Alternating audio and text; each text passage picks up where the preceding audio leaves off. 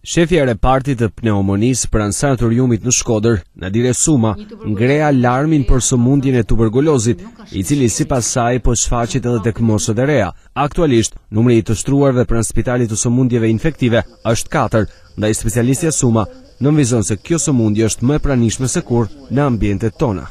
Një tuberkuloz në mosha të reja kallëzon se tuberkulozi nuk është në shkuarje në Shkodër, në paktën në vendin ku jetojmë, por është në rritje. Një tuberkuloz si rregull që është në drejt zhdukjes si smundje, është kur shfaqet në moshat e moshuara, por jo tek të rinjt. Na kena alarmante. Suma rëndit disa shkaqe në shfaqjen e kësaj sëmundje, siç është transmetimi nga një person tjetër, imuniteti i dobët, kushtet e vështira të jetesës, si dhe kequshqyrja. Po shkaqet kryesore janë një herë se është smundje njitse.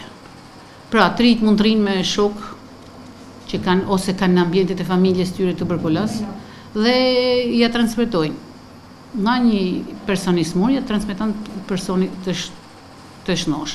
Sepse aktualisht mikrobin e tuberkulozit e kemi gjithë. Problemi është a kena rezistencë ne. Ne na vinë vetë smurt mas 2-3 mujve.